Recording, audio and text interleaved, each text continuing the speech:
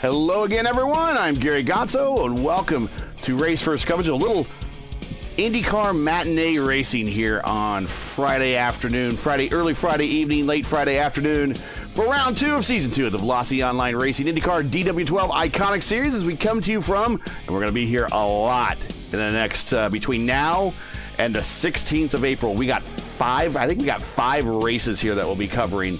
Or I'll be calling in one form or another. But this is going to be the first one.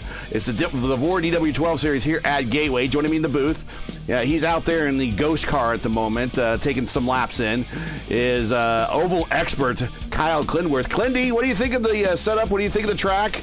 I think it's going to be fast because the weather, track temperature is pretty low out there. 69-degree track temp, 66 ambient. Seeing a lot of people having trouble trying to get off pit road even coming up to speed. I think it's kind of slippery out there, at least on the apron. This qualifying setup really wants to rotate. I'm having trouble getting around the track even. I don't know if you have me on screen or not. I'm just No. You were the ghost car out there.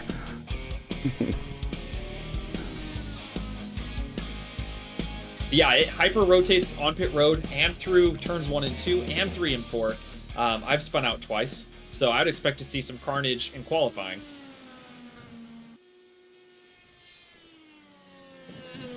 Actually, when the tires get up to temperature, it's not so bad. Probably, yeah, that's to be expected. So you probably have to hustle that car pretty hard on that first lap, but it's still going to be a little loose to bring those tires up to temp here. Honestly, I would just drag the brake the whole first lap and throw it away. Yeah, that's a strategy as well. Let's as we're getting into this here. Rule set for tonight, or for today, here with 2 minutes 18 seconds left to play. 4 sets of tires, 1 in the car, 3 in the pits. Fuel is at 85%, which is approximately 15.7 gallons. Green, white, checkered? No, because this is an IndyCar, and we don't do that stuff around here. But the IndyCar wave around rule is being enforced. Pitting, drivers are required to announce when they're entering and exiting pit roads. And if other cars are in proximity, they do have to enter the pit road on the backstretch here at Gateway. Drivers are permitted to drive through no more than 3 pit stalls when entering or exiting their own box. Otherwise, could get a penalty. Track is 1.25 miles in length. We will be doing 140 laps, or about 175 miles, or 90 minutes, whatever comes first. Seeing a lot of wrecking here still, so we might get some yellows. But all the track records you need to know here from Gateway and IndyCar. The kart track records held by Raul Boisel. There's a name we don't talk about very often. He set it in 1997 with a speed of 187.963 when this track was brand spanking new. Well, the IndyCar and IRL track record set when the track really went brand spanking new, but that was a well worn in surface, and Will Power with the power of the IR18 there, and one of his many career leading and all-time leading pole wins here. Track record in 2020 with a speed of 192.384. The career wins leaders here at Gateway, there's no one close. The career wins leader here at Gateway is Joseph Newgarden with 4, including 3 in a row from 2020 to 2022. Scott Dixon has 2, and he's also your defending winner at Gateway going into their 2024 NTT IndyCar season race here later this year. But the names of former winners here reads like a who's who of IndyCar history, such as Tracy Zanardi, Andretti, Montoya, Unser Jr., DeFerrin, Castroneves, Power, and Sato. They all have at least 1 win here, in addition to what we talked about with Newgarden and Dixon. And with that said, we got about 20 seconds left here in qualifying. Still a rough go, but right now on the pole provisionally, Tucker with a 181.7. Yeah, he put together a pretty solid lap. And yeah, a lot of carnage in qualifying, that is for sure.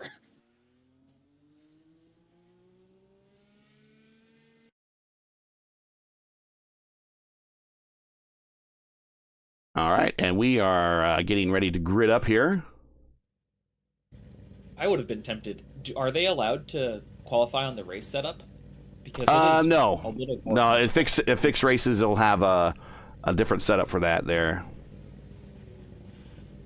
And Josh Tucker loading in here, and we will clear off the screen, and we will get you tonight's the matinee actually. This afternoon. Yes, starting grid here. Nice, decent sized card field. Tucker with your pole with a 24-7. Patrick Salvazzi, P2. Craig Forsyth. Expect good things from Craig in third. Edson Santos, P4. Expect good things from him in fourth there. Joshua Fortune, fifth. Cody Meadows, new to the series, in sixth. Fodor Dorshinko in seventh. Jonas Weber in eighth. Dan Inch in ninth. Seb Kinder in 10th. Alexander Bonney in 11th. Alec Vandenbos in 12th. John Christensen, 14th. Layson Furness at 14th. Julian Altena taking no time, lining up 15th. Hugo Gallas also lining up with no time in 16th. And Bill Colley lining up 17th with no time in 17th there. And, Hunter Bogdan might also load in as well. We also show him with no time for possibly the 18th car. Yeah, Bogdan's on the grid. Starting shotgun, he'll be the worst to first challenger today. See if he can replicate what Julian Altena did last week at Michigan. Yeah, Julian's a bit on a roll in these older cars here in the VOR series. In the IR05 and the DW12s, he's pretty much shown unbeatable in the last couple of weeks. We'll see if that holds true once more as we are getting ready to go racing here momentarily. Really a long pause there on pit road, and now we're finally moving. Outside row is not going yet. There they are.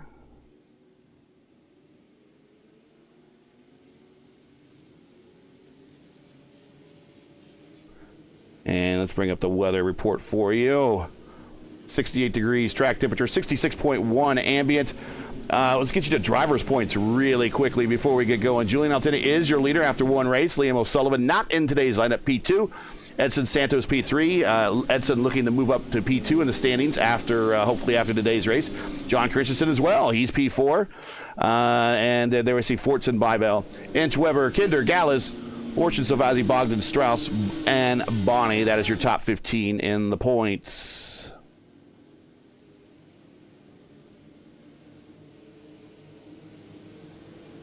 Here at Gateway, I know just about everyone I talk to does not really like this track, and I'm right there with them. But I have They're all wrong, Gary. This track is awesome. I have two of my career wins here, and I can't tell you how I got them or why. Well, I know how I got one. I finished first. I know how I got one, but yeah, I do not like this place very well. But here are 18 drivers that are going to take a liking to it here really quick for 140 laps. Green flag in the air. Friday afternoon racing here. Gateway underway here on Raceverse. Clean start for Tucker. A little bit. Oh, Tucker getting losing one. Oh, and taking out multiple cars. Oh, gosh. Julian went through there with ARCA brakes. Oh, my goodness. Oh, my goodness. Oh, my goodness.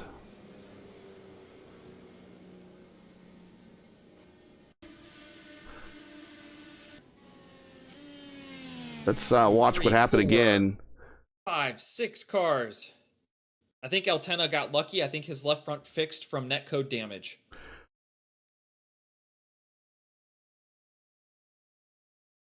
And just as it turned in, you were talking about a loose setup. Just as he turns in, the back end starts to come around. And Salvazzi tries to avoid. He gets nipped. Forsyth makes it through. Dolshenko in. Seb Kinder getting destroyed. Furness back there. One of the other team Altena Autosport cars. Somehow Christensen makes it through. Just wow. And we could probably watch that again just at regular speed. This is a replay of all this. For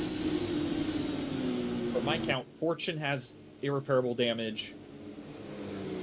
Dan Ench got damage. And let's Silvazzi is probably done. Yeah, let's run with Julian here. We're watching him on the formation lap. This is a replay of the formation lap. You're in for a treat here. He dodges about 2 cars, and then the game thinks he hits another.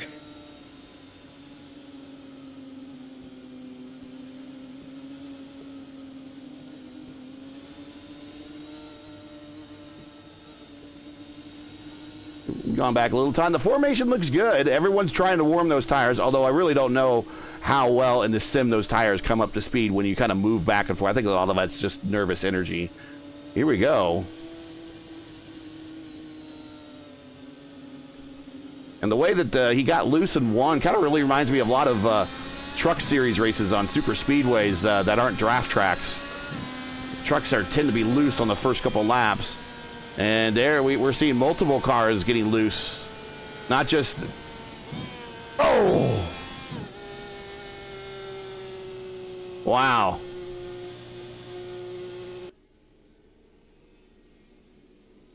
So Craig Forsyth is now your leader as he survived the turn 1 incident.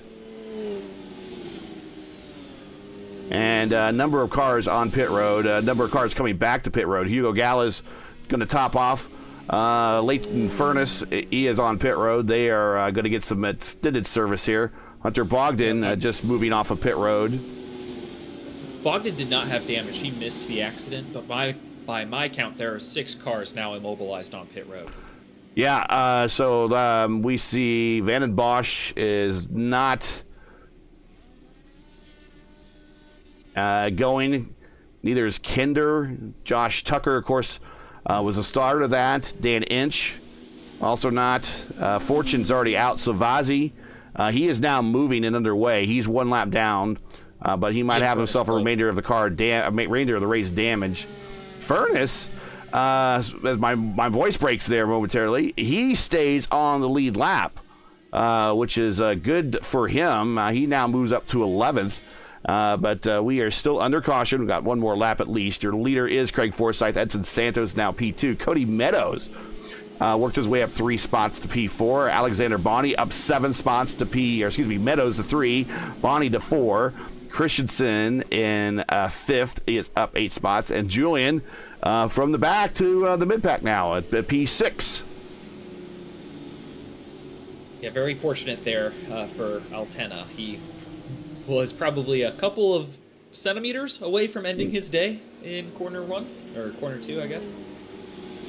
Lights are out on the pace car. Help us keep all this positive momentum with IndyCar. We're turning back to iRacing.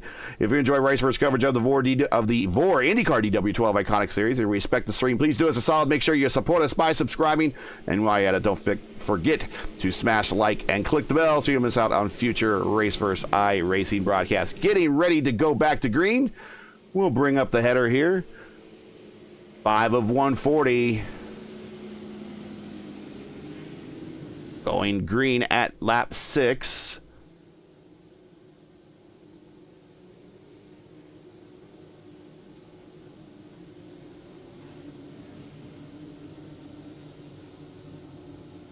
Come on, Craig. Keep it clean. You can bring it through 1 and 2. I believe in you.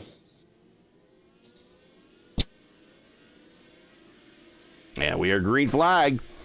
Greg takes off, big lead. Edson Santos right there. He won't let that lead last very long.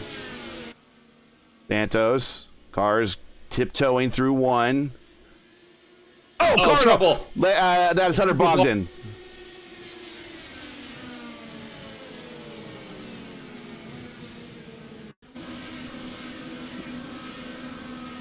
Let's see. We'll play it at speed here. Here is Hunter.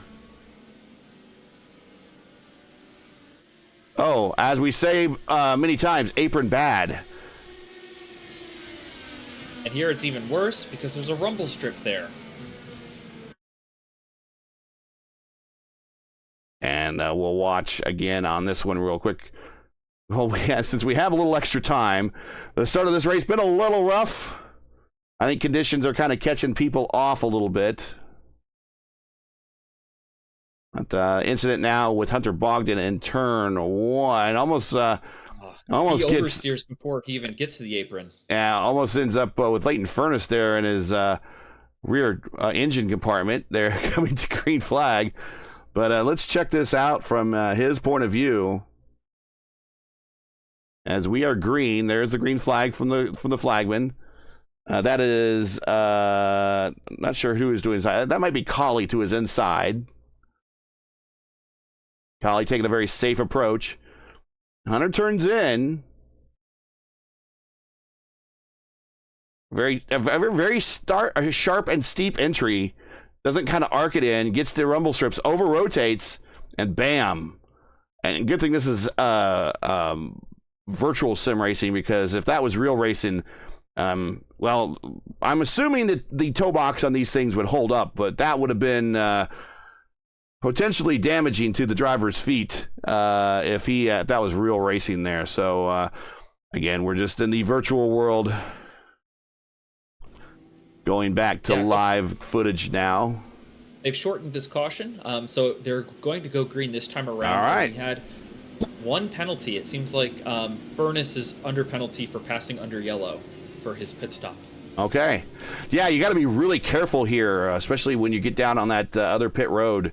You can't pass until you really get to pit entrance, that you can pass the car down below you, or if you're on pit road, proceed to try to pass the car above you.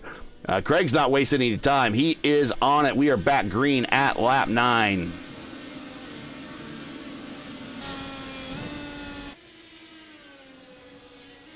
There you go. Let's try to get some good camera shots.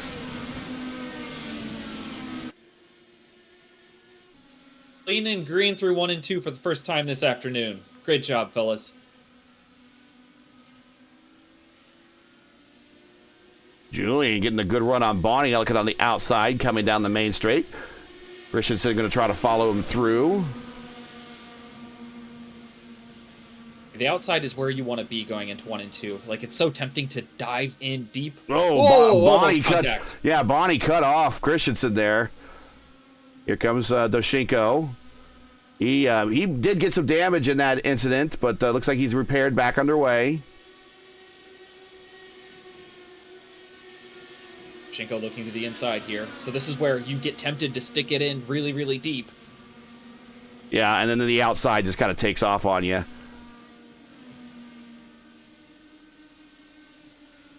Palmer heads prevail here early in the race.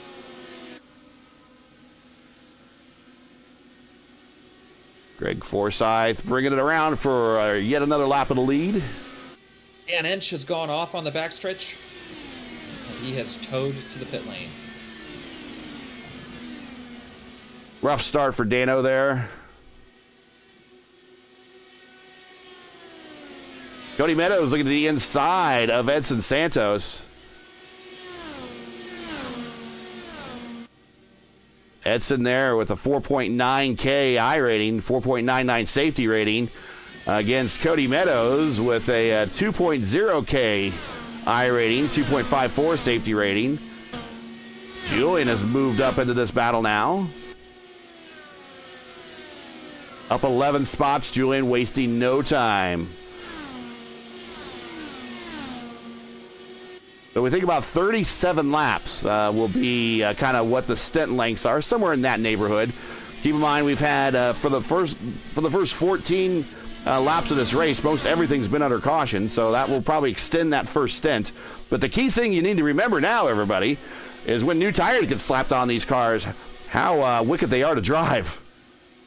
Yeah, I do not want to be the first car to pit. If you were the first car to pit, you will either spin on the access road, because these tires are very, very slick when they're cold, or someone else will do it shortly after you. You'll be trapped on that. Craig Forsyth gets turned by lap traffic! And that is Hugo Gallas. And Gallas didn't touch him, but Gallas was right in the middle of the road, and unfortunately he just toes out. Let's check that out, though. Gallas touched the apron, slid up the track, and then Craig had nowhere to go. Oh my goodness, that gives the lead to Edson Santos. So we see right down. Yeah, he gets down there and kind of comes up the track a little bit. Craig's like, oh, okay, I'll go around the outside. And he actually makes it just for whatever reason. Again, this kind of a sketchy setup. The car comes around. Gary, is this not reminding you of Gateway Season 2? And from his car, he has joined the channel. We're under caution here. We have our in-car reporter, Julian Altena, out there. Julian, yeah, this kind of does remind me of VOR Season 2 in the IR18 series. What's going on out there? Lack of talent, to be brutally honest with you. Well, the setup really isn't that difficult. I think what happened to Hugo is he was off the pace from damage, and then he didn't go to the right lane. He didn't hold his line, basically, and then Craig had nowhere to go. And what happened on the first lap, I think, was more or less the same, with the slower car on the bottom and then going back up again, from what I saw anyway. So, yeah, people just need to be patient and understand it's a long race. It's even longer than it was scheduled to be because I set up the session wrong. So, yeah, that's what I thought. I originally thought it was 120, and I was doing my notes, and I was like, 140? Okay, we're going longer, folks. Yeah, no, I mean, that's just what people need to remember. It's a learner series, but it looks like even some of the veterans need that learning experience. Yes. Oh, yes, for sure. Let me shorten the yellow here really quickly. I'll leave you guys to it. All right. All right, going green this time. See ya. All right, green this time by. Julian doing some co-driving and admin duties, as well as coming up into the booth to do a real quick interview. And we'll give you a history lesson of VOR Season 2 here in a little bit. Yeah, while I appreciate Julian's candor about the talent in the field, the setup itself is unforgiving. On cold tires, you need to be very, very careful, from my experience in my warm-up laps. So, a little less talent, really cold tires, spells disaster. Yeah, we're riding with Edson Santos, kind of tiptoes through one. And Cody Meadows right there with him. Cody's going to take a look at the inside. Going to send it on in there to the inside. Gets to the bottom. Not able to pull that pass off. He did kind of clip the rumble strips a little bit. Had to check up, and that gives a shot to Julian. Taking a look to the inside. Meadows going to stay right tucked under Edson Santos there, getting the benefit of the draft. Julian hitting that third lane up top there to try to get a little extra air on the front wing. Now Julian stalking Cody Meadows going into 3.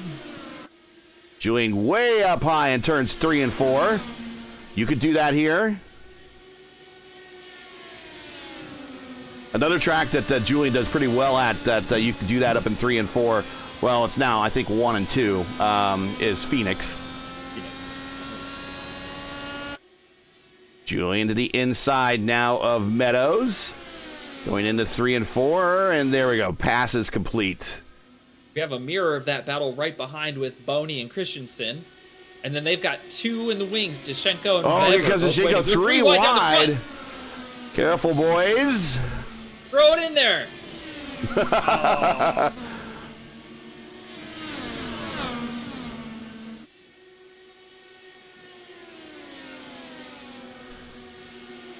Real loser there was Silvazzi because he had no clean air through 1 and 2 and went from being 4 cars into a blanket to 2 cars by themselves.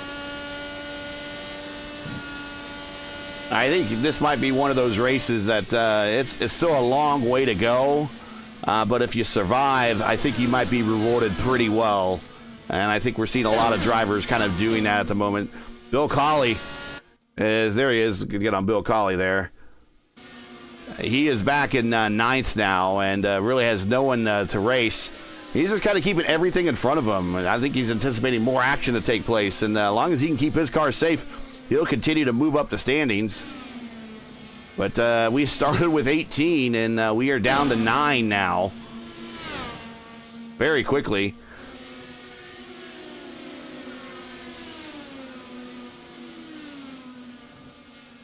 Quick note, Furness did not serve his penalty and was disqualified.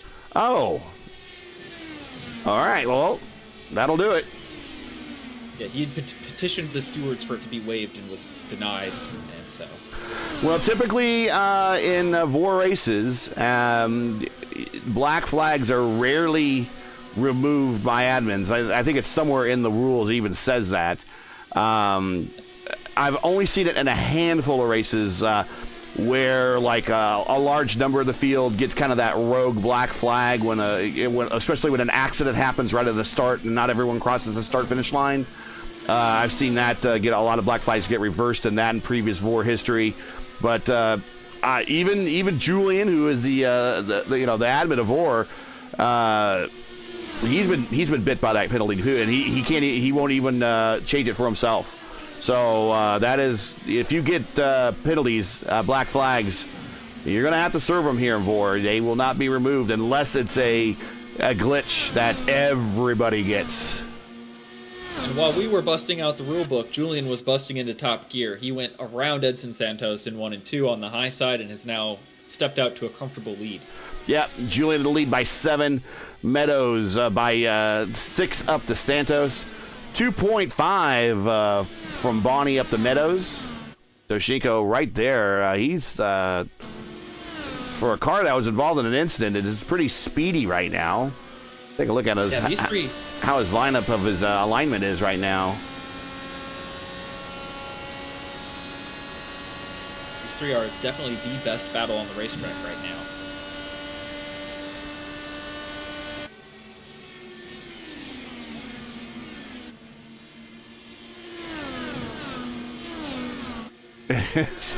And then chat, ouch. Yeah. You say that about 9 more times.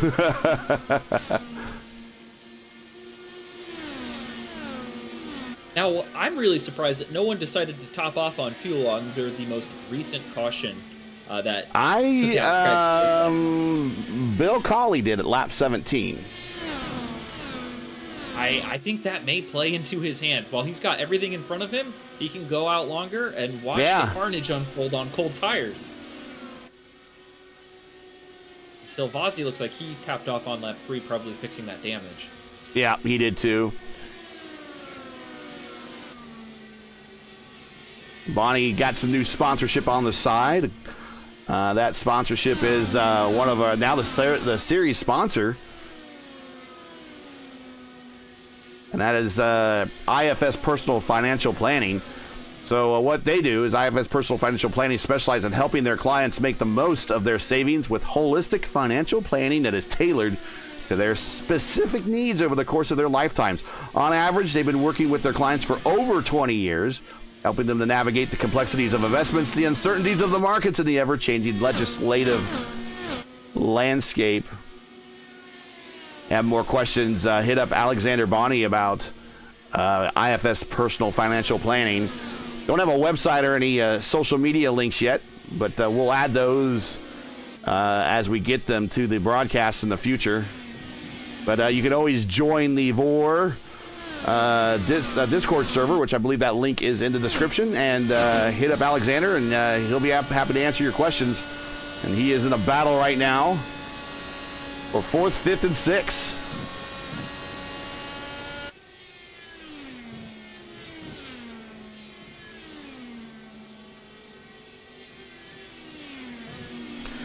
So we're now looking at the first of the stops to occur here sometime in the next, I would say, 10 laps or so. Yeah, you might be closer to 15 just due to the sheer number of caution laps. Yeah, we'll see that. We figured 37 is when the window actually opens. This might actually now be a 3-stopper straight up. It was a little bit more than it was like 3 3/4 stopper when we were kind of crunching numbers before the race. Yeah, as long as you don't roll over to the next biggest number when you do the division on the fuel mileage, you don't need to stop. Using 3/4 of a tank is good enough, as long as you don't have to use a whole one.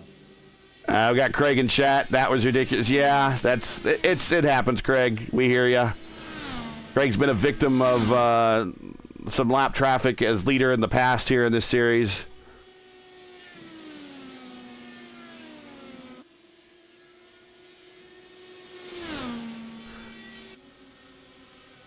I do know Hugo as a good driver, though. We normally see him every week in the ISRA Truck Series, where he's one of the actual points leaders there, and I think he's in the top 10 of their points. He just kind of consistently brings that truck home every week there in that series.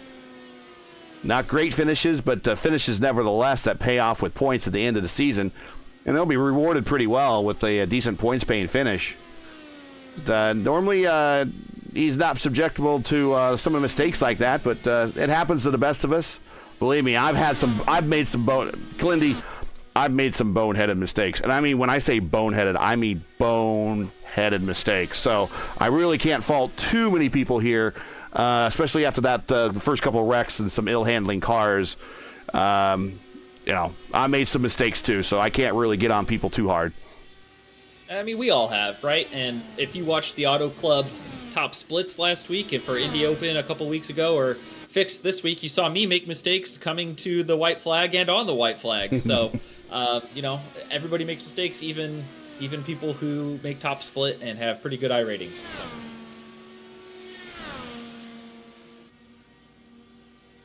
Yeah, it's how you use those mistakes to learn. And if you we're watching Jonas Weber and Salvazzi racing back here further in the pack.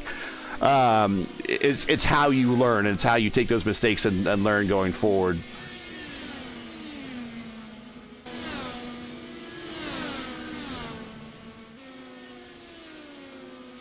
Weber and Salvazzi. This is for 7th. Christensen has got past this group, kind of moved on a little bit.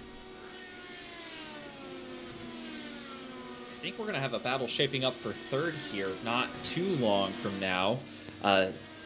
Dosheko has been faster than Meadows by 0.3 or more the last few laps. There we see Doshenko down in the bottom graphic there. Last lap, 175.8. Meadows, 174.4. So Doshenko considerably faster and is tracking this down pretty quickly. Oh, we've got caution. Caution. Bill Colley. Salvazzi. I want to say, hopefully not Bill Colley. He had everything in front of him. But Salvazzi, we'll take a look here. Oh, no. It looks like Tucker was back out on track. Now, Jonas Weber has a similar painted car. They're teammates, I believe. So Salvazzi, Jonas Weber. Yes. So Salvazzi to the inside, going into 3 and 4. Bonnie's there. Oh, and Bonnie, he hits the apron. Yeah, okay. All right. So we'll take you back here, and we'll show you from the roll bar point of view what happened. So there's Bonnie right there in front of him. Shallow entry for Patrick, has nowhere to go but the bottom because he's going side by side, clips the apron, but he also got the dirty air of Bonnie in front of him. Bonnie did nothing wrong. Bonnie's just driving his line, and then he kind of pushes up. Salvazzi kind of gets the dirty air and pushes up into Weber, and that might put the nail into Patrick Salvazzi's day. After starting on the front row and being involved in that first incident, involved now here in another incident at lap 42, 43 here. And I would suspect everyone now will hit pit road. Yep.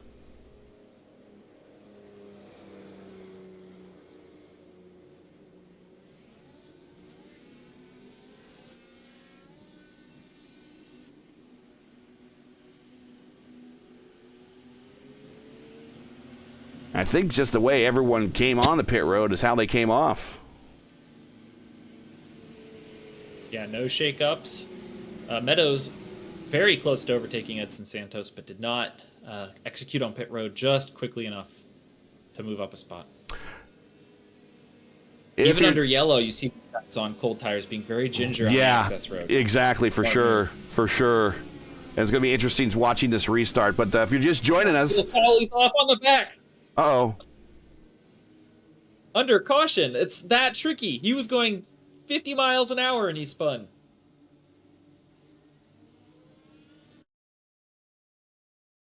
Yeah, there it is. I think we're getting ready to go racing. Yeah, we're green flag. As Julian forwarded the session, he wants to go racing. Everyone else wants to go racing.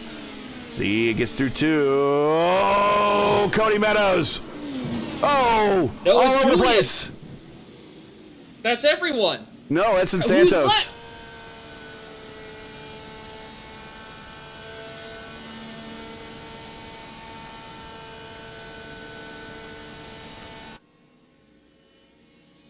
So Alexander Boney is still alive.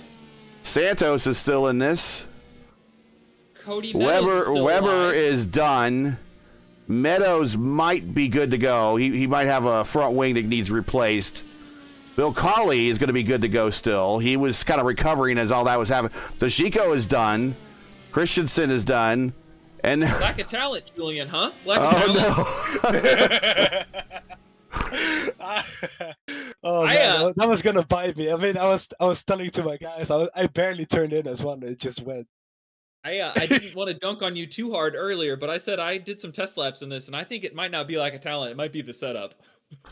Well, let's watch here. I mean, Julian going through 1 and 2, going to the bottom, and it just comes right. He catches it, and then it got loose again, and then right up into the wall. And yeah, this totally has the straight up vibes without the pack racing, but straight up vibes from VOR Season 2. It's the track. It's not the setup. It's not the drivers. It's the track. IndyCar should not go here. Well, so I think what we're going to boil this down to is Santos is your leader. We still have 94 laps to go. Bonnie is P2, Meadows is P3, and I think he'll still need to pit, probably get that front wing looked at. And Colley following the Godso strat to the T from where we see Danich on the backstretch, car having trouble turning, but Bill Colley following the Godso strat to the T that led me to the victory here in VOR Season 2. To the T, starting from the back, keeping everything in front, and waiting for everyone to make the mistakes in front of them and just make up all those positions. To the T. Can Bill Colley get the win? That's the key question. As we're now down to I think 4 cars. Weber is back underway. Let's take a look at his in-car, see how he tracks. He seems pretty straight. How Weber is not off the lead lap, that is pretty remarkable. He is on the lead lap still. Car does not like it. Looks like it wants to stay in a straight line unless he's trying to scrub in those tires.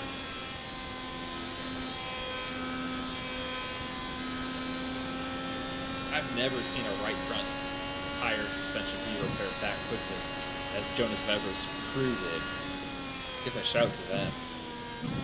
Dan Inch is back in knowing that all he needs to do is just make up some laps here, and he just makes up some spots. Like, Dan Inch can work his way into a top 10 finish just by rolling right now. Yeah, that's all. His wheel is 90 degrees to the right to go straight. Oh my God. We're riding, and there it is. That's Dan Inch trying to keep the wheel or keep the car straight. That might be a little too much. Dan is just running under caution, is what he told me. Okay, all right. Yeah, I'm about to say, if he's just going to run under caution. He's also saying, don't get too close to me. Look at him.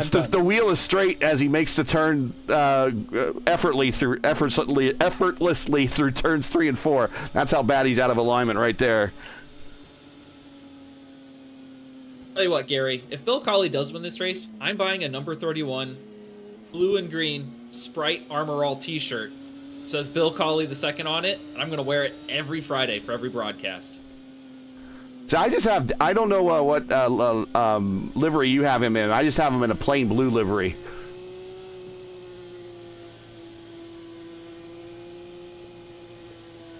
Well, I was debating pre-race whether to wear my glasses for this race or not, and I decided not to. Maybe I should have, so I could have seen this coming. Because I can't see a mile away without them. Well, this track is 1.25 miles, Julian, so you got a little more there. You probably should have put the glasses on. Exactly. I'll keep that in mind for tomorrow when we're running it twice. But yeah, I'm done, so... And we're just riding with Dan Inch here as I think he's going to take it to pit road right now. Yeah, as he really has, get some more caution here, 3 more laps, and he will pass Leighton Furness. Another 5 more laps, he'll pass Hugo Gallas. Another 8 more laps will pass Craig Forsyth, and he'll have a top 10 finish. But we're getting ready to go green. Edson Santos.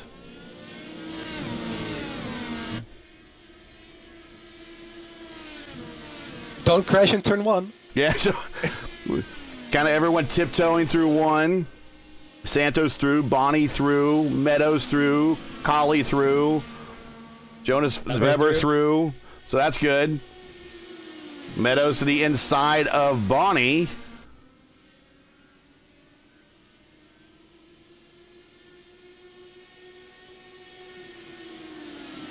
And it did look like that Meadows got a new front wing.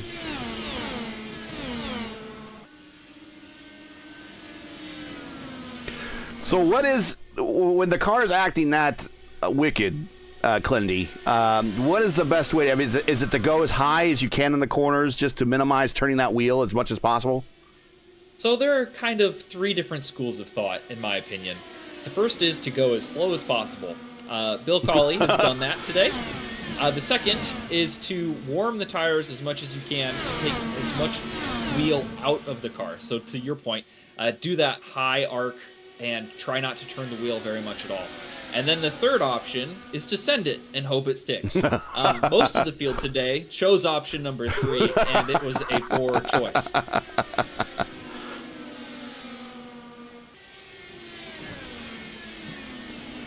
Yeah, it takes about 2 laps. 2 laps under full load for these tires to get to a point where you can actually drive them like you'd like to, and not have to go very, very slowly or very, very gingerly through the corner.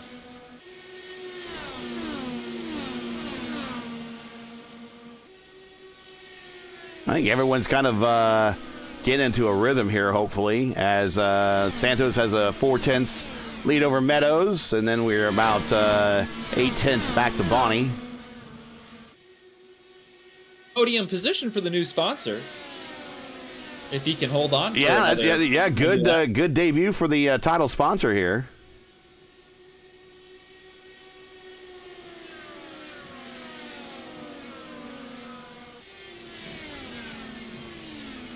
So let's go in the Wayback Machine back to VOR Season 2. So we were on the old track and tire model still at the time. And I don't know if you were involved with iRacing much then, Clindy, but the races here were pack races. And everyone was on top of one another. I remember, first of all, the race was on Halloween. That was the first thing. There might even been a full moon out, at least in my portion of the woods. Yeah. But let's see. I qualified not bad. I think it may be 5th or 6th. I can't really remember. It wasn't the worst, but I was not up front. I think I started alongside Matt Houston, and as we're just racing, you're just kind of moving up. And we had an incident pretty early on. It took out a bunch of guys in the rear, mainly though in the rear. Then another incident took out a bunch up front. Then all of a sudden, I'm up with the leaders. Then we have another incident where there was a driver in the league that kind of drove in over his head a little bit, and I just let him pass me, and then 3 laps later he wrecks and causes a big one in front of me, and I somehow netcode through Julian, but I think I picked up some damage there, so I was able to get my front wing replaced. And then after that, I think we were down to like 5 or 6 cars like we are now. And I was the only car at roughly 100%. I think everyone else was sporting damage. And I mean, I tried to give that race away. I had to make a late race pit stop, and I spun coming to pit road, and that caused the last yellow, and that's how I won the race under my own yellow. So wow. Yeah, but I tried everything I could have to throw that race away, and it would not allow me to throw it away. Bonnie getting up to Meadows here. He's kind of in the danger zone. You get to. Oh, Bonnie! Oh no! I jinxed him. And he punched out before we were able to go yellow. And now we're down to 4. I'm buying a Bill Cawley t-shirt. It's going to happen.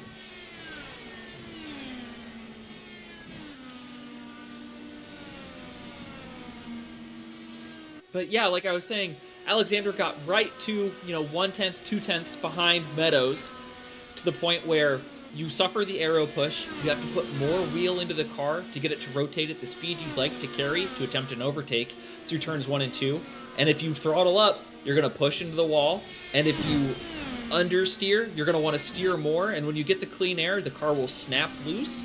And he just hit the wall and then ricocheted down into the back straight grass and flipped over. End of day. And we got Cawley tracking down Meadows here. And I think Meadows. I think actually, I'm looking at one of his ad blockers on one of the side of his car. It's that front forward wing on the side pod, and I think he's kind of struggling. And I think Cawley's going to track him down.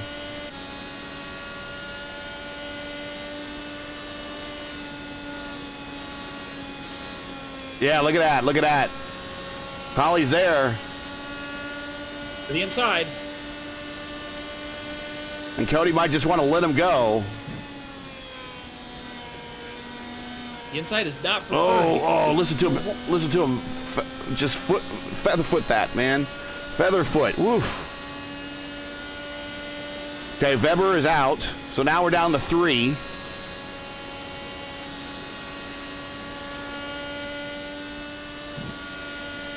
So I know we said it's 140 laps or 90 minutes. Can we also go by last man standing rules? You have to talk to the league admin. we might have to do that anyway. At this rate, there will only be one. So.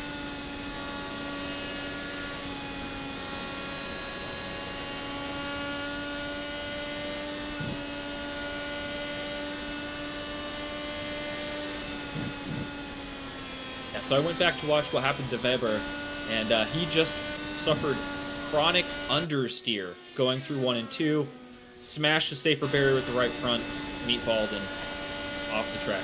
Alt F4.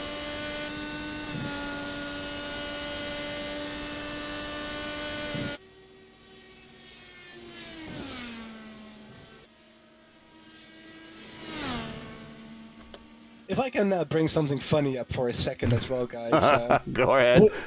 Josh Tucker and I always joke about killing each other in turn 1. And Josh started from pole in season 9 Pocono. And that's what was brought up under the pace lap before we went green here. And you know what happened in turn 1 on this race? Exactly the same in a similar corner, just a little bit smaller radius.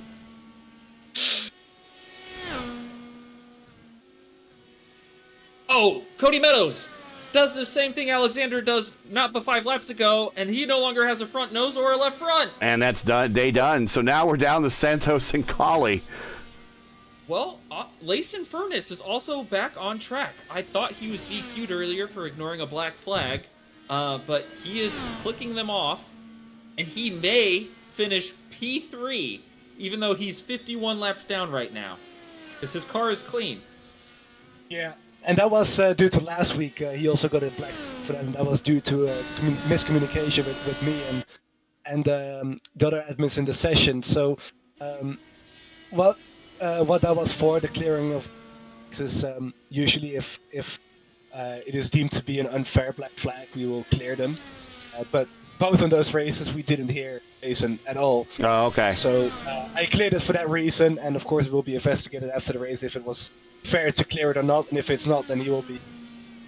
I know we had the rule in the past that black flags wouldn't be removed. I was wondering if that was one of the rules, because I know that was in the rule book before. But we also talked about where if you have a glitchy black flag, where like the situation like when coming to the green flag, half the field crosses the start-finish line, the other half doesn't, and there's a wreck that causes a yellow and freezes the field, and then that typically causes a glitch. And I think we've had that before in the past, where you had to remove a whole bunch of black flags. But in terms of like what happened to him. Supposedly he passed a car or passed a car on pit road. Normally those aren't removed, but I guess if he can prove it was glitchy, then yeah. Hey Gary, I've got to step away for just a moment. I'll be right back. So we got Clindy going for his own commercial break here.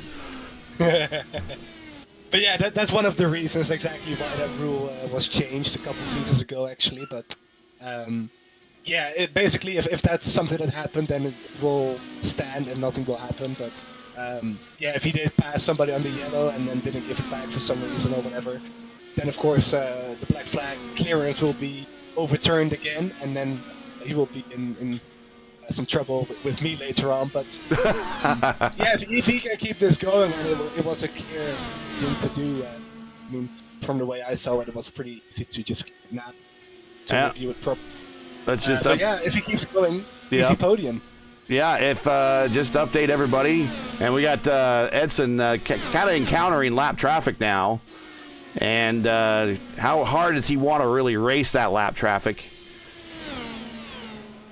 And Leighton Furnace is going to stay very high in turns 1 and 2, keeps it out of the way for everyone.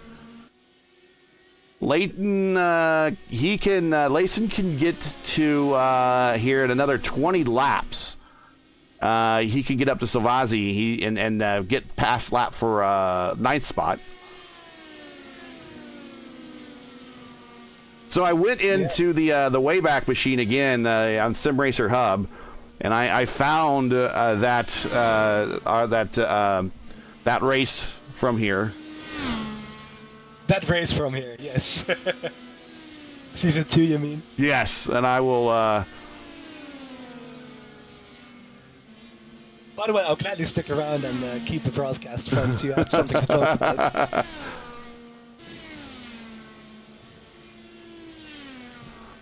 Did you already bring up the Penske fire from 2017 here in real life, Gary? Did you already talk about that? No, not yet. Not yet.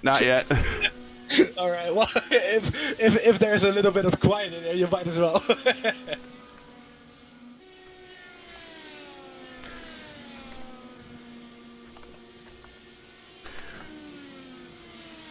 Gonna name this this graphic for the overlay that Gateway race.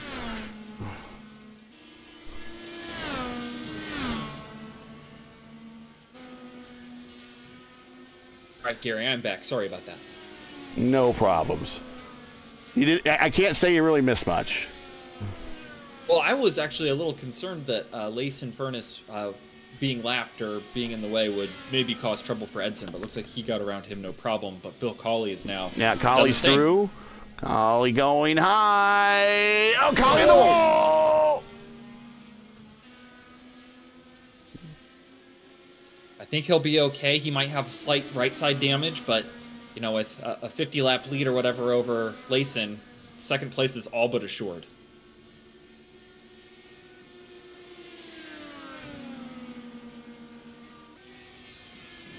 So here it is. I got it on the screen. So I beat Alex Van de Sant. That was one of John Christensen's first races right there.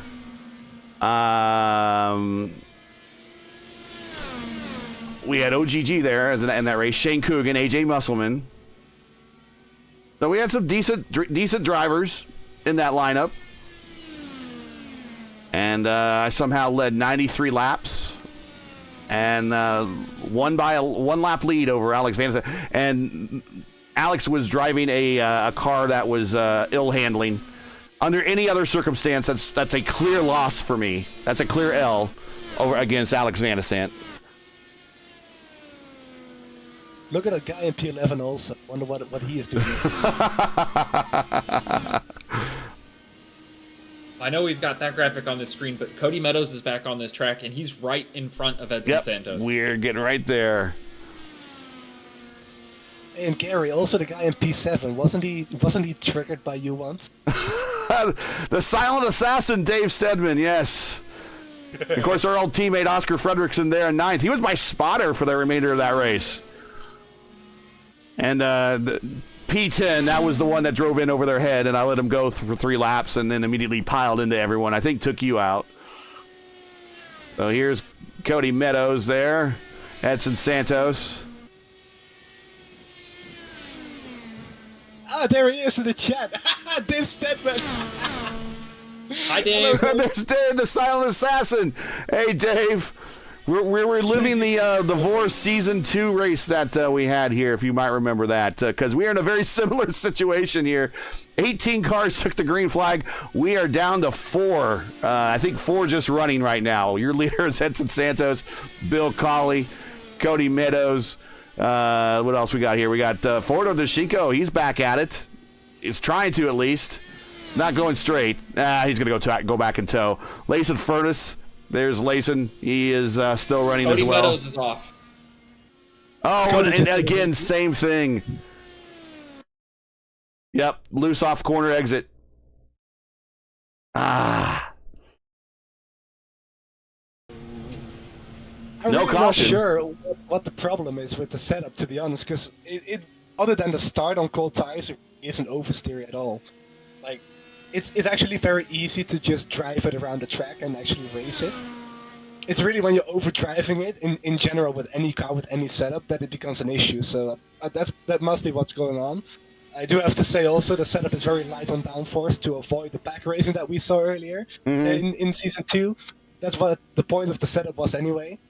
So it might be that people are not used to such low downforce levels with these cars.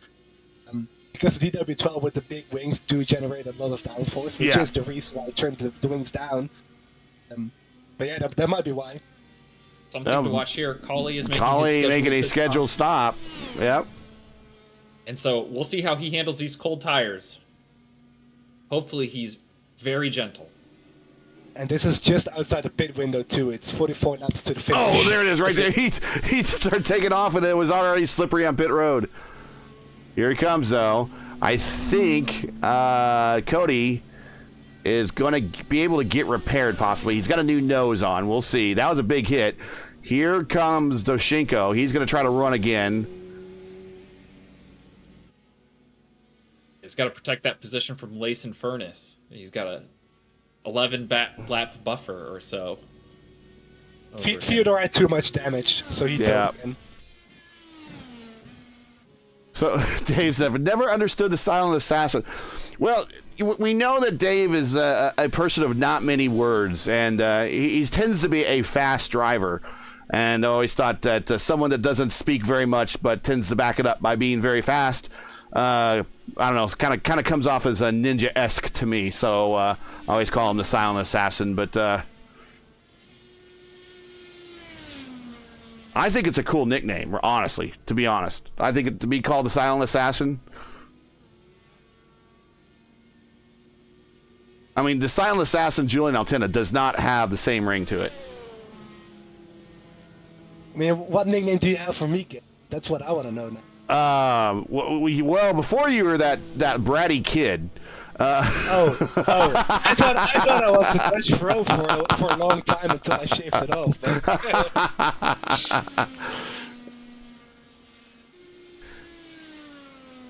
That was a long time ago, man. That was those early seasons, man, of the VOR League, where we had the old tire model and on those IR18s, a lot of pack races.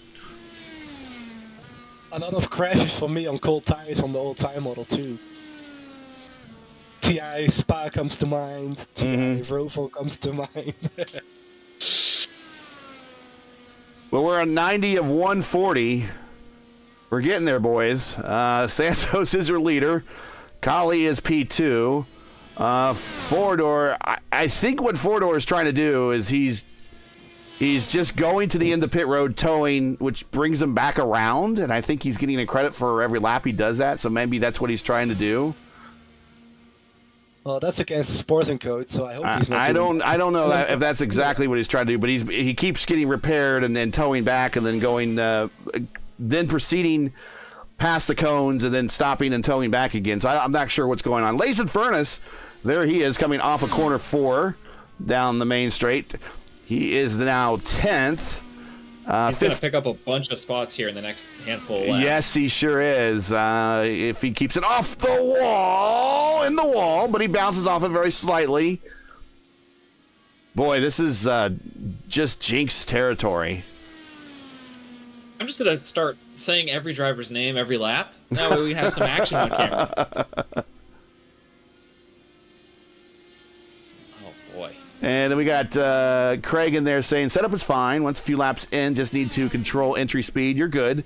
It's just cold temps on cold tires for pit exit and restarts that is dangerous. Yeah, and there you see the up in the corner, just under the broadcast bugs in the top right corner, we have the track temperature, 68 degrees Fahrenheit. Oh, no! This is around!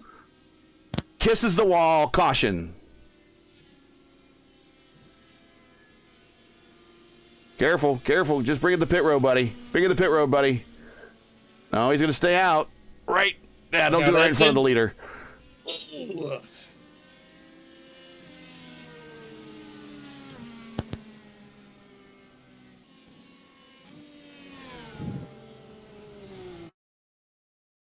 Sorry, I lost it at that point. Let's go back a little bit further there. And coming off of Maybe corner. This is why iRacing took the license from us, Gary.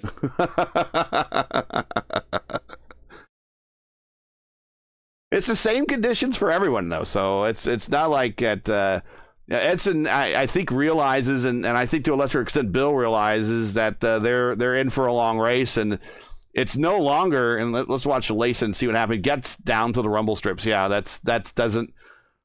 In a race like this, the rumble strips are just going to do exactly that. If he had a race where didn't have a lot of downforce and had maybe a car in front of him needed to help rotate, we've seen that happen before, at least with the R18s. You could get down there. Oh, and it did help him rotate. It did. Yeah, it really did. Yeah. So he'll hopefully get back on pit road and just hopefully it's just a new nose. I'm not sure how much damage he does have there. Santos is going to stay out. Colley's going to stay out. They are on the same lap together here. Yeah, and I also want to correct myself from what I said earlier about the fuel window, 44 laps to the end. That was considering the old lap count before I messed up the session, so that was 64 laps to go at the time. So pit window is open right about 3 laps from now to make it, so just outside of it. I'll go and check actually. Leysa did make up those spots. He's now up to 7th. And in another 4 laps, he will pass if he can stay on the track. Come on, Layson. Make us look good there for a second here, buddy. He will move past Ford Ordoshenko in another 4 laps, and then in another 4 laps, another 9 laps after that, he will pass Bonnie. So Layson might get into definitely a top 5 situation here. I think if he can complete the remainder of the laps without crashing or going many laps down, he'll actually podium and finish ahead of Cody Meadows. I think that's your story there. There we see his iRating numbers. His a 406 iRating, so he's just a beginner, at least on the service. Maybe he has a different account. I don't know. And a 234 safety rating, and only the D license, so he's still learning. I would say this is probably a good race under these situations and these conditions to learn a lot about a car that you can make no changes to whatsoever other than the way you approach the corner. And I would love to give a shout while we're under yellow here to Dan Inch. Every time there's a yellow, he comes on out diligently, runs every lap under caution. He may pass Hugo Galez if we get another full course yellow. But, you know, soldiering away and not putting anyone in harm's way. So that's the way to do it if you've got a broken car. Yeah, the camber of that left front, right on your television screen, but left to his driver's left. Not pointing in the right direction. Well, it is pointing the right direction. Now it's pointing in the right direction as he works his way. The steering wheel is held in upright condition. If I could talk, but yeah, there he is. So he has now his wheel. Look at that wheel now. Keep it straight. But to go through the corner, the wheel was straight up and down. And those are a pair of well-scuffed Firestones. Bill Cawley just got burned with the same passing under yellow due to the shortened access road. I thought he was topping off to maybe stretch it to the distance without pitting again. You gonna stop and go? Likely. We're getting ready to go back to green here for lap 99.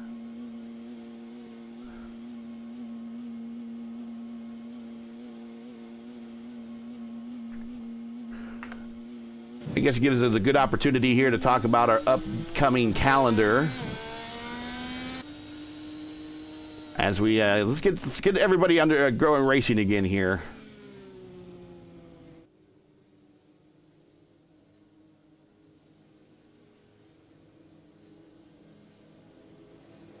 Dan Ench is staying on the track.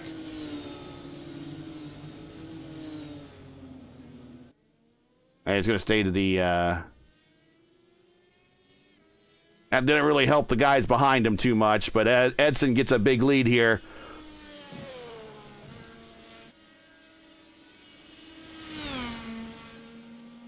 Edson tippy toes through one. Here comes Collie, makes it through. Layson is now one lap away from working his way up into the 6th spot.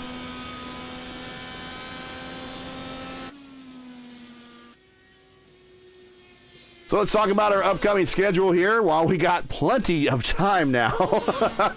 And we'll probably get in a couple sponsor reads as well. But tomorrow, Julian, we are back here again at Gateway for a doubleheader in the VOR the VOR IR18 series. You can see that on FTN. Just check them out on YouTube on their channel, FTN, Foxtrot Tango November. And I will be on the color commentary on that race there, do 2 races.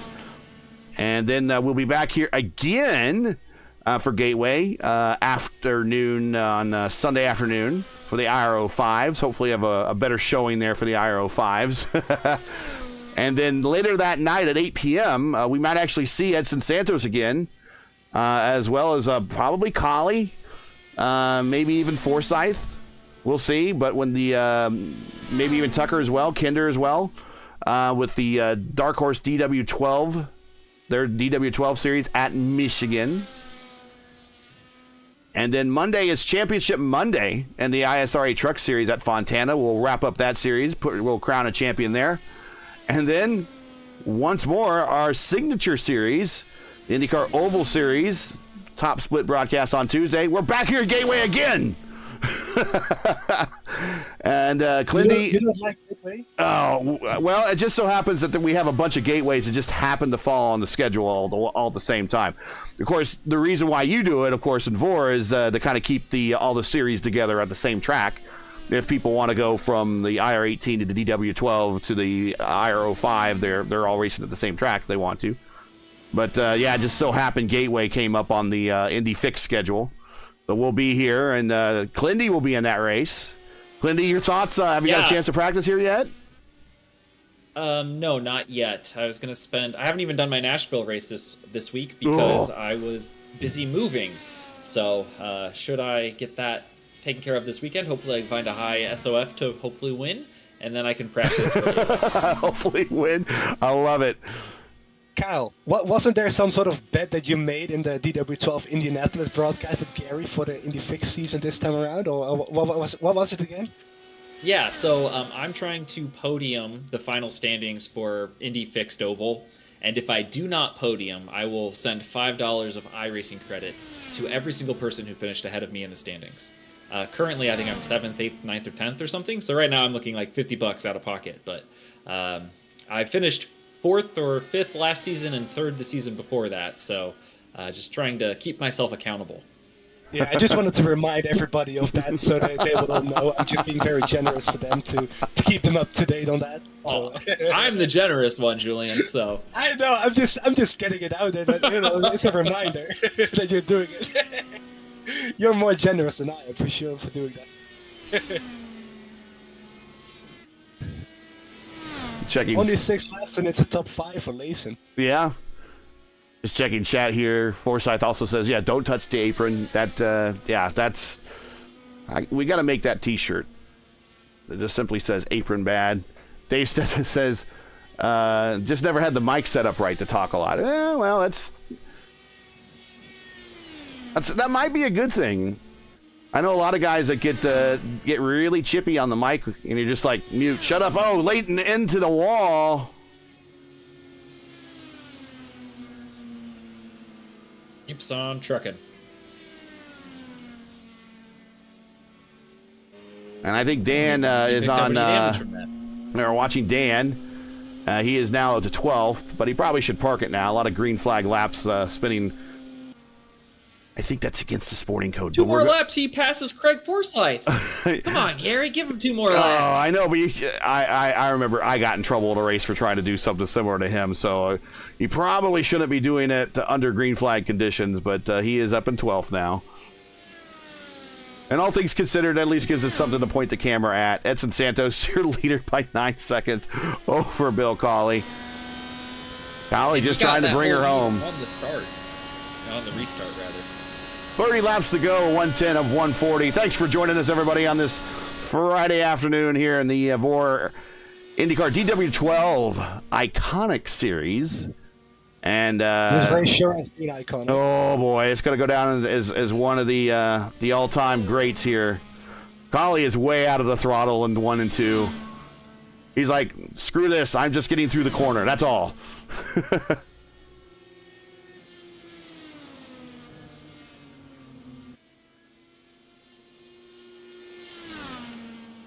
I have a new fear of this track, Gary, and it has nothing to do with this race. I was watching Dan on pit road, and he almost clipped the stairs. Ladder. The stairs, yes. Yeah. I've got to watch out for that next week. To ease your mind on this, stairs are actually not fixable, if the word. Yeah, I think you can. They're. Oh, there's no collision? Transparent. Yeah, you can go through them, I think. Yeah. Pretty sure you can. At least I have never hit them. And hey, Dan Inch gets that 1 spot over Craig. Move Dan Inch up to 11th. And the crowd goes mild. He might be able to get 1 more position if he can somehow find another 23 laps, so I think he's going to run out of time. He might just. No way. Yeah. No way. He's running 1 lap every 3 laps Edson runs, and Edson's only got 26 to go. Yeah, Dan Inch last lap was a 1:18.1. That's miles per hour, right, Gary? right. Yeah, if that was miles per hour, that's actually pretty fast for his condition. It's a 1:18. Shh, don't say that. Here comes Edson Santos. Well, something to keep in mind here is that Bill did pit under the last caution and Edson did not. Bill may be able to make the race without stopping again if he's saving or conserving a little bit of fuel. I don't think Edson's been doing that. If Edson has to stop for gas, an 11-second lead is not big enough. A 12-second lead is not big enough. You're going to need 19, 22 seconds minimum. Gosh, in a race now with 4 cars remaining, 3 cars remaining, where we're going to have some drama here? I hope so. This is gonna be fun.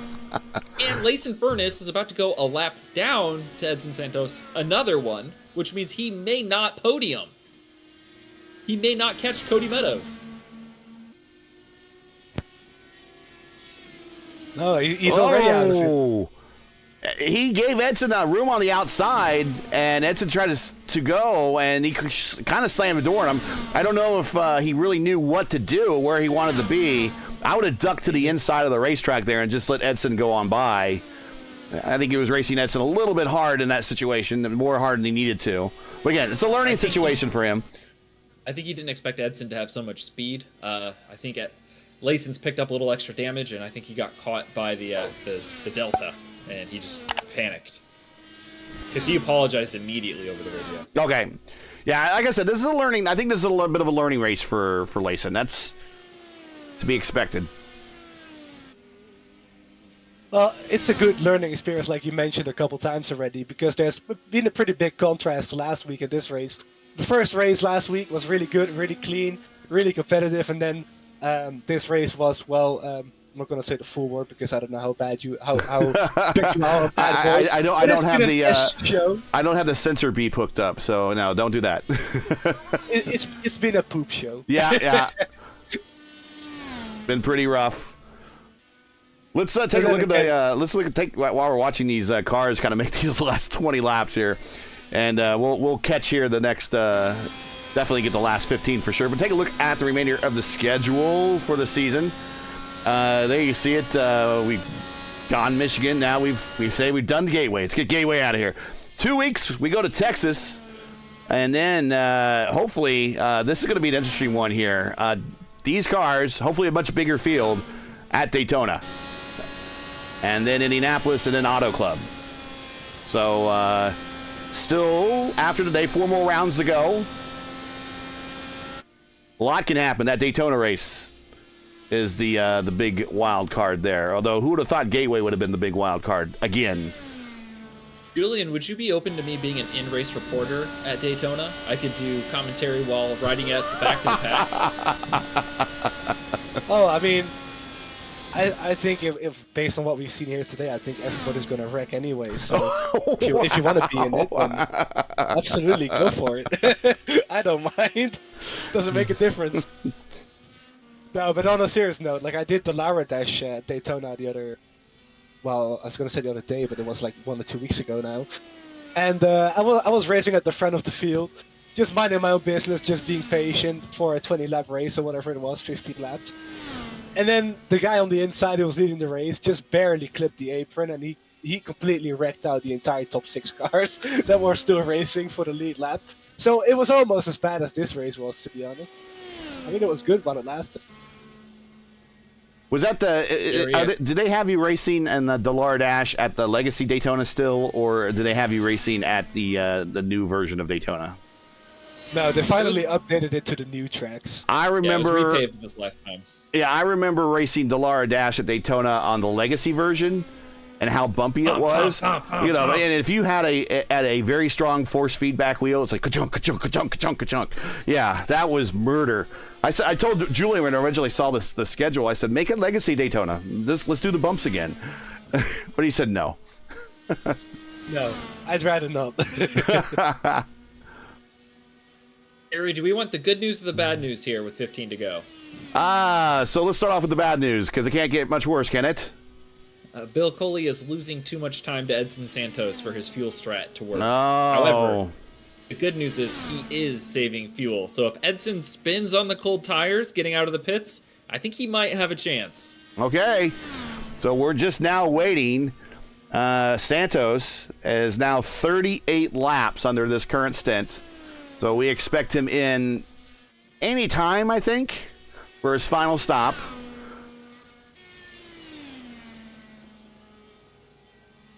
Bill Colley pitted at lap 98. We think he's good to go, or getting very close to good to go.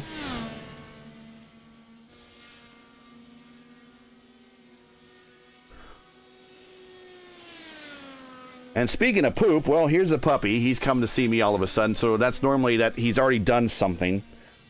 Did you find any treasures last night, Gary? Oh, yeah.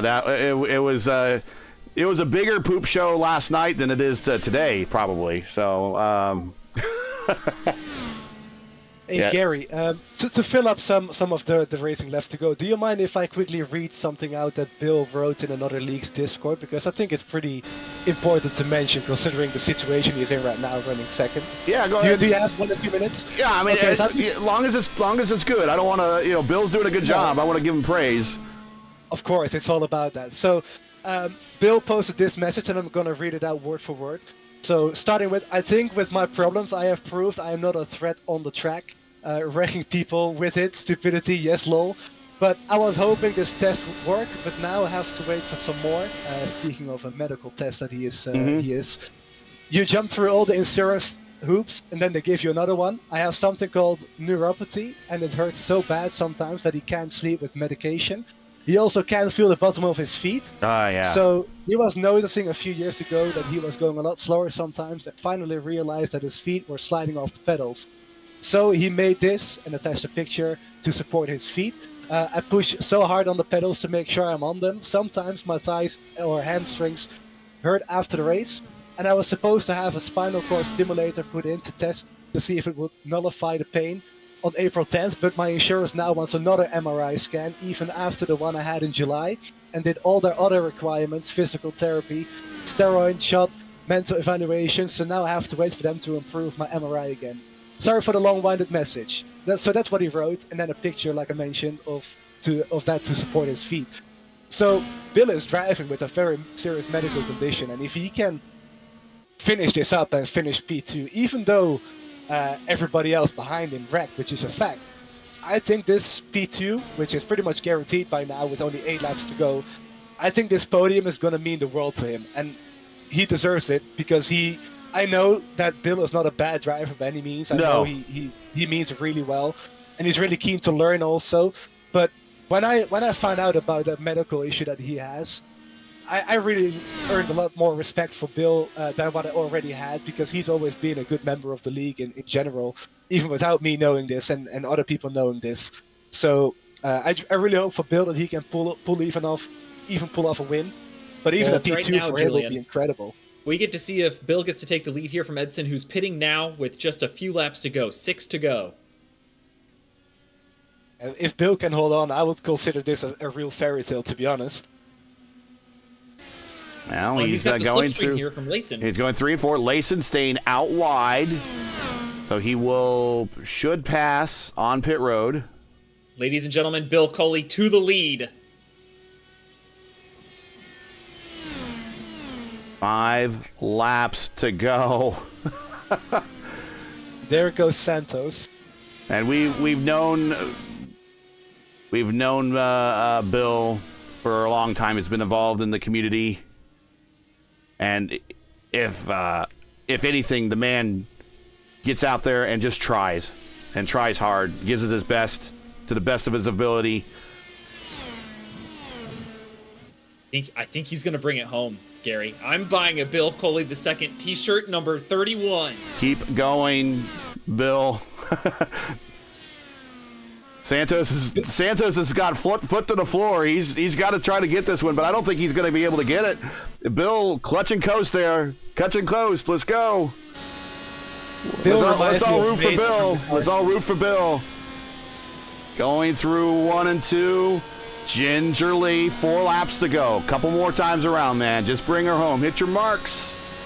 We'll ride along with you. And Layson Furness has made it to P3. He is on the podium, 53 laps down. 3 to go. Santos 16 seconds behind and gaining. But he's not going to gain enough. Last time by 167.8 for Colley, 174.9 for Santos. Colley coming to 2 to go. Come on, Bill. Come on.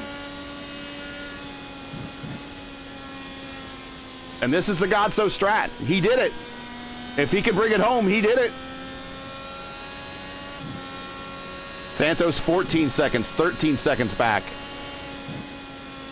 Looking at the white flag. 1 lap to go. With everything you just said, this is going to be a huge win, regardless of how many cars are left in this race. You want to root for people like this. These are good people. Santos 12 seconds behind. Clear off of 2 down the backstretch. You can coast Last from time here. into 3 and 4. For someone who's much deserving of a win, we don't get to say it very often, but you deserve it. Bill Colley gets the win here on Friday at Gateway. And a comedy run to the finish for a driver so deserving. He gets to go down the backstretch under a shower of sparks.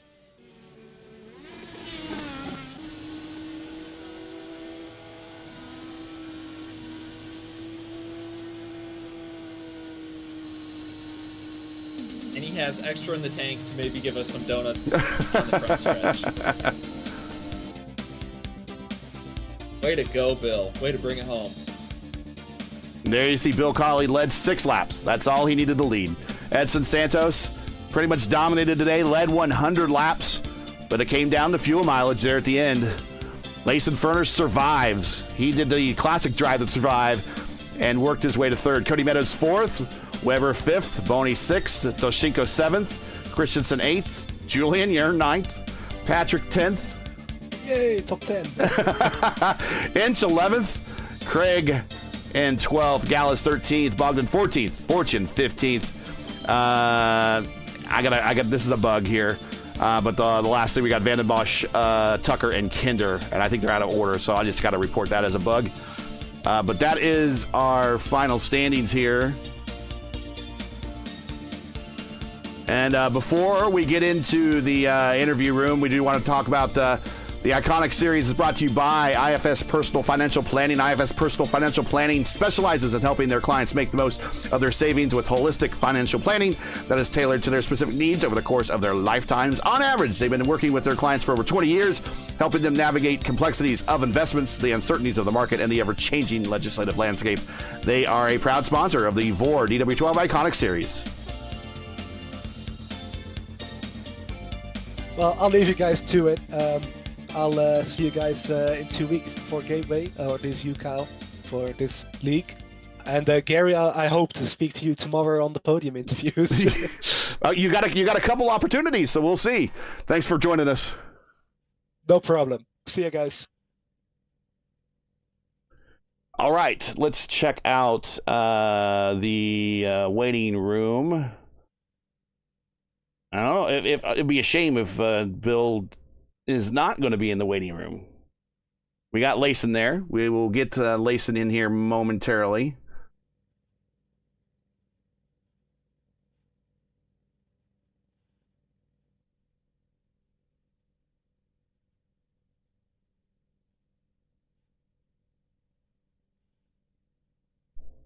And, well, we'll give a couple more minutes here, or a couple more seconds here, and see if...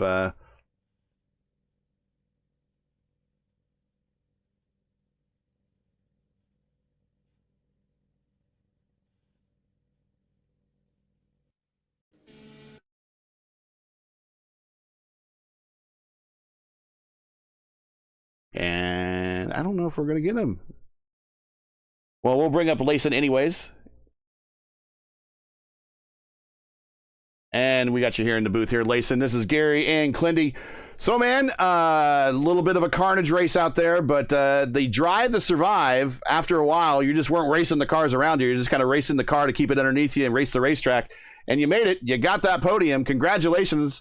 Talk about your race. I don't know. It was wild, bro. I don't know what to say. I didn't think this would even happen. I got super mad when I got DQ'd. And then I got offered to come back in just to get the black flag out of the way. And then I came back in and I somehow get 3rd. Who would have guessed that? Well, it's like a real drive to survive. We were talking previous VOR history. There's been some pretty brutal races here at Gateway, and this is just adding to the list. And as long as you keep going, that's all that matters, and you're able to keep moving on up. It was still a rough race for you. You had a couple incidents that you got yourself into, but it's how you react and how you learn from those incidents that show kind of what what you're made of after this. So congratulations. Normally at this point in the race, we just let everyone that makes the podium give shout outs, any sponsors, friend, family, anybody you want to say hi to. So go right ahead, man. You earned it. I don't know, man. I don't really have many sponsors. The only sponsor that I really have is a family friend of ours. Kicking Axes down in Texas. All right. It's a great axe throwing place. You should go there if you ever in Texas. Well, then check them out. Kicking Axes down there. They're your sponsor, and they got a lot of screen time. So hopefully they're going to be happy about that investment and you on the podium. Congratulations, and we'll catch you out here in 2 weeks when we head to the next race in Texas. See you. See ya. See, he was speechless. I wouldn't have expected it either. Come back in, you're 58 laps down, or I guess 53 laps down, you make it up to the podium? That's incredible. Well, yeah, and he should probably thank, I think it was maybe Julian said to invite him back in, and it was definitely worth his time. So congratulations on that. Let's bring up the man of the hour, everyone's current hero at the moment, Bill Colley, in the booth here with Gary and Clindy. My man, Julian on the air read your post about kind of your medical condition and kind of what you go through every time you do a race. And it was pretty inspirational that not only that you do this for fun all the time, but you keep coming back and you keep trying. And today you persevered over everyone else. Congratulations on the win. Talk about your race. I would imagine that you're pretty happy. Yeah, I'm pretty happy. I don't know if you can hear me. Let me know. We got you. We got you loud and clear. Well, the only way I was telling the guys, the only thing I could do was beat him on fuel. Because earlier in the run, my tires would stay with him about the same lap time, but then when they'd go away, I started losing. So that's the reason I kept pitting on that last caution to just fill it up. Mm-hmm. I was lifting real time early a lot on the going into 1 and going into 3. Then I checked it with about 10 to go, and it said I only had 10 laps. I thought, oh, I better save a little more. So that's what I did. Well, I mean, congratulations. Clindy, I mean, I know you're very happy for him. I know you got some questions. You go right ahead, man. Yeah, first and foremost, I know that you had a black flag that you got cleared when you were pitting for extra fuel. So I thought that you were both trying to play a different hand on strategy at that point when I heard you come over the radio. But what was it like? Take us through the nerves that you had those last 20 laps, lifting early and knowing if you'd have enough time between yourself and Edson to pull out the W. Well, when I seen him coming up on me in the red on the relatives, Mm-hmm. I thought, man, if he laps me and gets far ahead of me, I may not be able to make up the time. So that's why I kept trying to speed up a few laps, and then I'd save. But like I said, with 10 to go, when he pitted, I thought, I think I might have this. and then I was worried about the rear end going around too, because you could see how bad it was in turn 2. It was just, I even spun out on the pits, I think twice, coming out of my pit lane. Yeah, So and one of those, that put you behind the 8 ball, but you missed a giant pileup because of it. So a little bit of a silver lining there.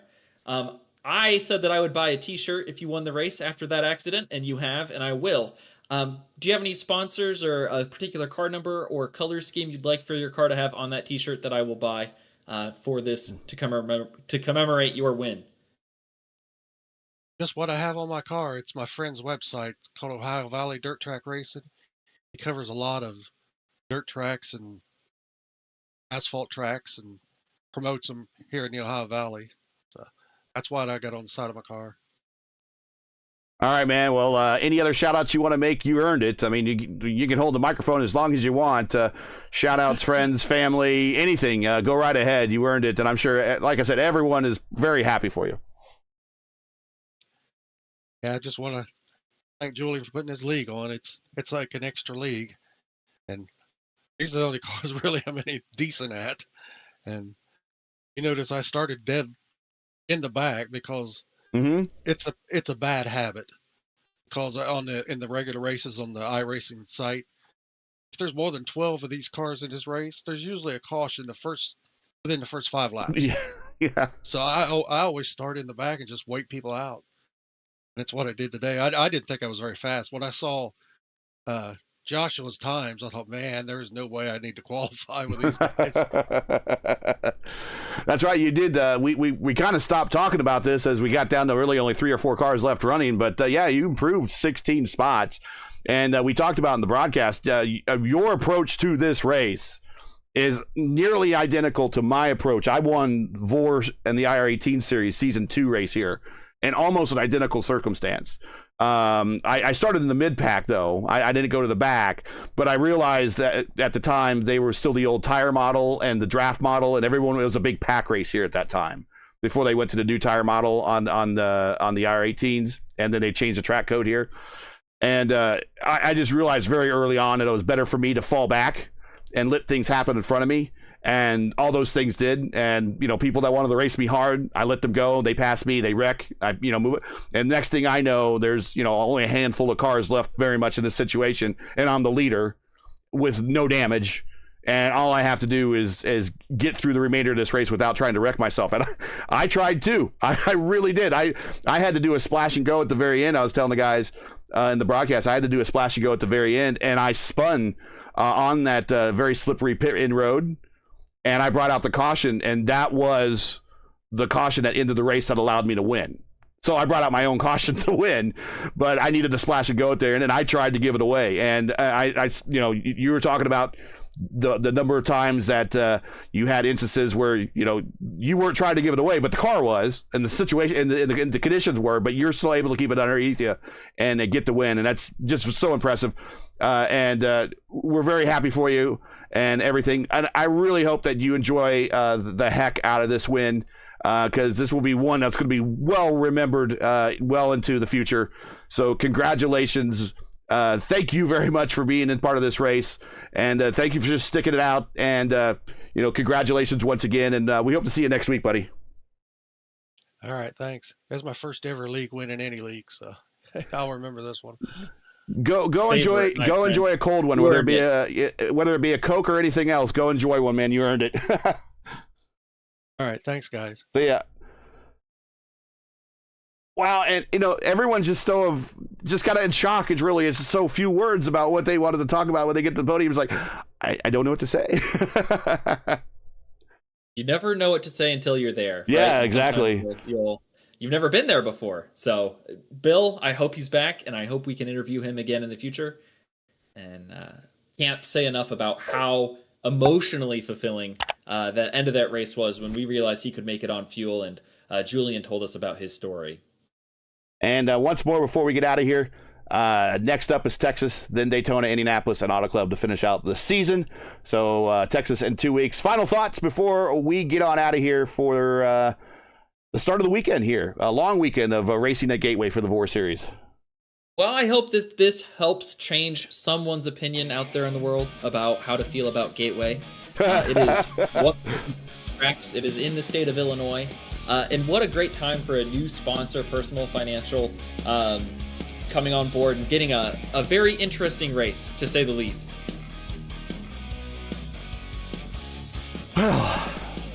I will agree. I'm that actually, when we started seeing that we're getting down the 4 cars, like you're thinking to yourself, this is not going to be fun. But it actually turned out to be pretty good and pretty fulfilling. So congratulations to Bill.